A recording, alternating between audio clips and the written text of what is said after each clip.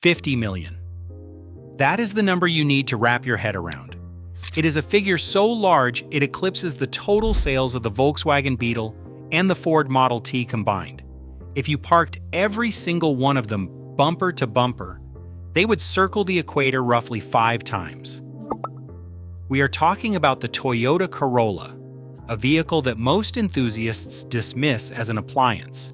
They call it white goods, a toaster on wheels, or the official car of people who view driving as a chore. But you do not sell 50 million toasters by accident. You do not conquer the global automotive market by building something boring. You do it by building something perfect.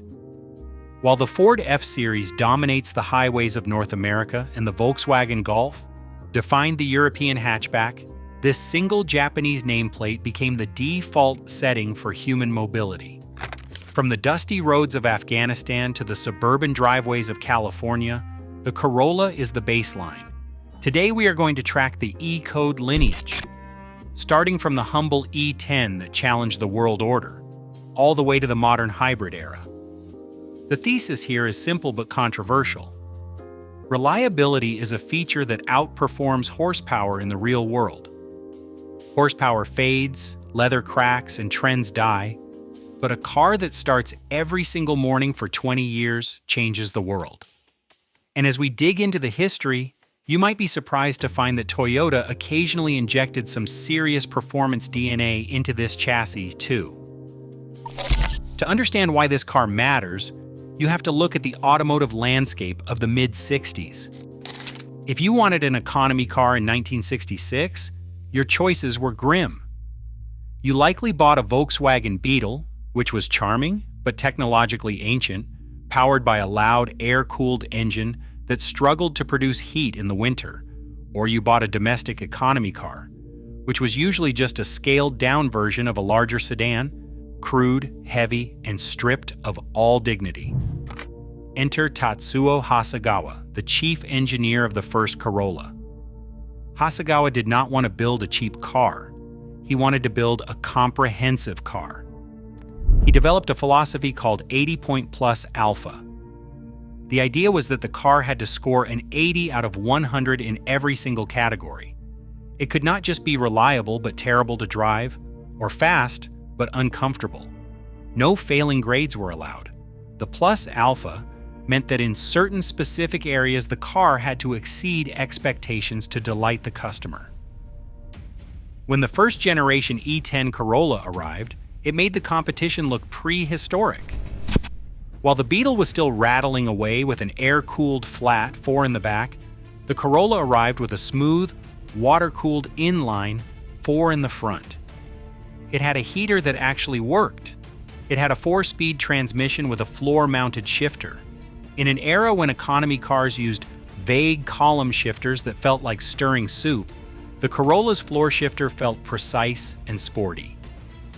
It was a revolution for the average driver who realized that saving money did not mean sacrificing the driving experience. Under the skin, Hasegawa made a crucial decision that defines economy cars to this day. The McPherson strut front suspension. At the time, this was a relatively new layout. It was compact, lightweight, and it offered a balance of ride comfort and handling that leaf springs or torsion bars could not match. This suspension setup allowed the E10 to absorb bumps on rough, developing roads while still handling sharply enough for paved city streets. It became the industry standard blueprint for almost every economy car that followed. Toyota did not just keep this car in Japan. They launched an aggressive export strategy, targeting Australia and the United States. They were not positioning the Corolla as the cheapest option on the lot. They positioned it as the smartest. When American buyers sat inside, they found controls that fell naturally to hand and seats that did not feel like punishment. Comparison points were stark against the European competition of the late 60s, which often required a degree in engineering just to operate the heater controls or decipher the switchgear. The Corolla was intuitive. It respected the driver. This approach worked. The E10 did not just gain a foothold, it kicked the door down. It proved that a small car did not have to be a penalty box. It could be well-engineered, comfortable, and durable. This foundation of 80-point excellence set the stage for the massive expansion that was about to happen in the 70s, right as the world was about to face a fuel crisis that would make efficiency the most valuable currency on Earth. By 1979, the release of the E70 generation marked the moment the Corolla ceased to be just a successful Japanese export and became a global standard. This is the generation where Toyota crossed the 10 million sales threshold, a milestone that signaled the end of American and European dominance in the entry-level market. Achieving in roughly a decade what took other manufacturers half a century was not just luck. It was a victory of process. This era showcased Toyota's mastery of the just-in-time production system. While factories in Detroit and Wolfsburg were drowning in inventory costs and struggling with quality control because of massive stockpiles of parts, Toyota was building cars with surgical precision. They only ordered components as they needed them, which meant defects were caught immediately rather than hidden in a warehouse for months. This allowed them to build cars faster, cheaper, and with significantly higher build quality than the competition. When a customer bought an E70, the panel gaps were even, the doors closed with a solid, reassuring thud, and the engine ran like a Swiss watch. It was mass production perfected, and it allowed Toyota to undercut competitors on price while embarrassing them on longevity. However, the most fascinating chapter of this era came with the transition to the fifth generation in 1983. The industry was shifting en masse to front-wheel drive for better packaging and fuel economy. Toyota followed suit with the Corolla sedan, but decided to keep the coupe and liftback variants on a rear-wheel drive platform. This split decision created an accidental legend, AE86, known to the world as Hachi-Roku. While the sedan was a sensible commuter, the AE86 was a weapon. Toyota partnered with Yamaha to develop the 4AGE engine, a high-revving, twin-cam, 16-valve masterpiece. It was not about massive horsepower numbers. It was about balance and response. The engine screamed to 7,600 revolutions per minute, and the chassis was so communicative it felt telepathic. This car became a giant killer on the track and the birthplace of modern drifting culture. On a tight mountain road, a well-driven AE86 could embarrass sports cars, costing 5 times as much, proving that hidden within the Corolla's sensible DNA was the capacity for genuine, heart-pounding performance. The E70 cemented the brand's reputation for making cars that refused to die, but the AE86 proved they could also make cars that made you feel alive. By the early 2000s, the drift smoke of the 80s had cleared. The automotive enthusiast world was mourning the loss of affordable rear-wheel drive platforms, but Toyota was busy printing money. Enter the 9th generation, the E120. If you close your eyes and picture a used car, this is likely the image that pops into your head. It is round, unobtrusive, and utterly ubiquitous. This generation represents the absolute peak of the Corolla's reputation as an immortal appliance. It was no longer trying to be a sports car. It was a capsule of isolation designed to protect you from the outside world. From a mechanic's perspective, the brilliance of this era lies under the hood with the 1ZZFE engine. Toyota made a critical shift here that changed the economics of ownership. They moved from timing belts, which required expensive replacement every 60 to 90,000 miles, to timing chains, designed to last the life of the engine.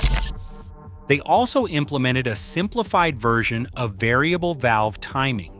It was not tuned for high RPM screaming like the old 4AGE. It was tuned for low-end torque and urban efficiency. The tolerances in this engine were loose enough to be forgiving. If you were a struggling student or a busy parent and you forgot to change the oil for 15,000 miles, The 1ZZFE would complain, but it would not seize. It tolerated neglect in a way that high-performance German engineering simply would not. When you compare the E120 to its main rival, the Honda Civic of the same era, the philosophical difference is clear. The Civic still utilized a double wishbone suspension setup.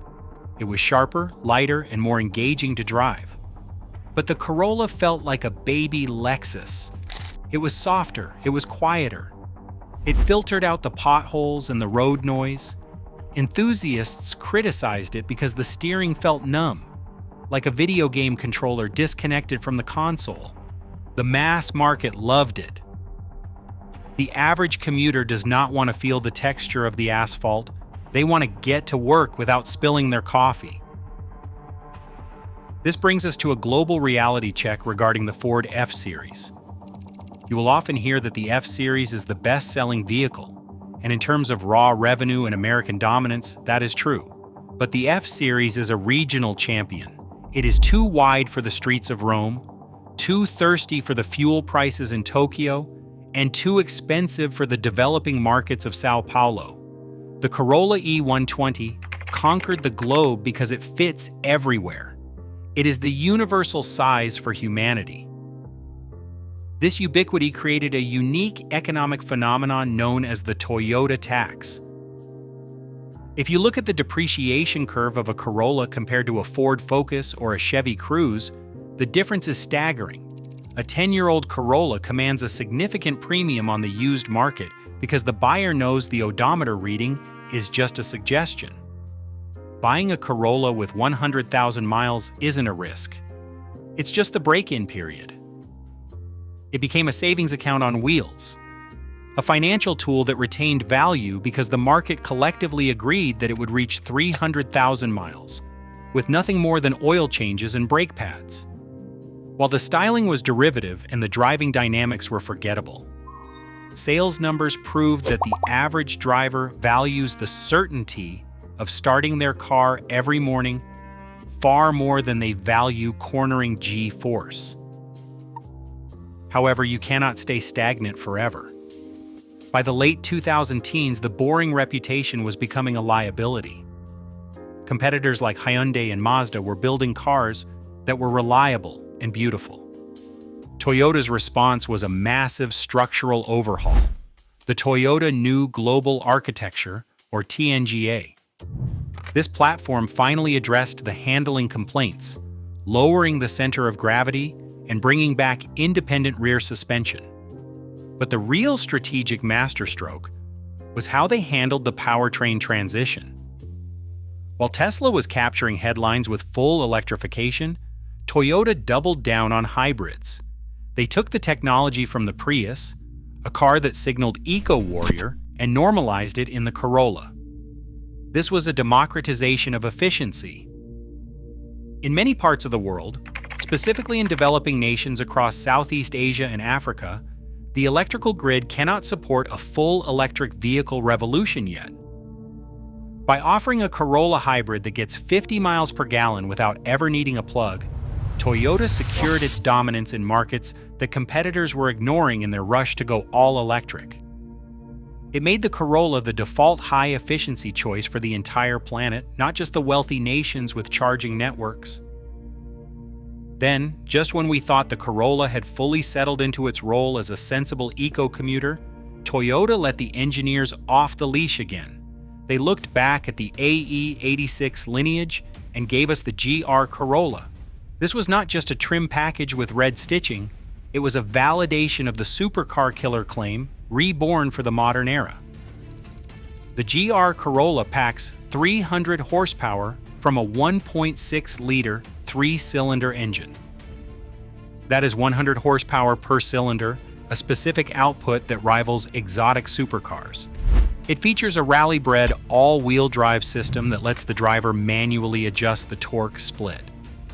You can send 70% of the power to the rear wheels if you want to slide, or split it 50-50 for track grip. It proved that the Corolla chassis, heavily modified as it was, still had the bones to embarrass dedicated sports cars. It was Toyota planting a flag in the ground. reminding the world that they build appliances because they choose to, not because they have to. This adaptability is why the nameplate survives while others perish. Look at the Ford Focus or the Chevrolet Cruze. Traditional sedans that have been killed off in the North American market to make room for sport utility vehicles. The Corolla refused to die. Instead, it expanded. It became a family. The sedan, the hatchback, the wagon in Europe, and now the Corolla Cross sport utility vehicle. By morphing the definition of what a Corolla is, Toyota ensured that even as consumer tastes shifted from trunks to tailgates, the best-selling nameplate in history kept its crown. 50 million drivers voted with their wallets, and the verdict is clear. In the long run, trust matters more than flash. The Toyota Corolla is not the best at any single thing. It is not the fastest, it is not the most luxurious, and it certainly is not the most exciting.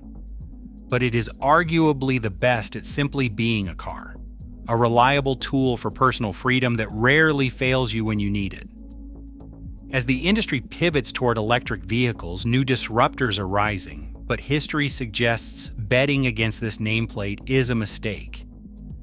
Just as it outlived the Beetle and the Model T, the Corolla's adaptability suggests it will still be here long after today's trends fade. Now, I want to hear from you. Do you have a legendary 300,000-mile Corolla story? Let me know in the comments below and subscribe right now for more automotive deep dives. And if you want to know the 10 cars that made movie history, watch this video next.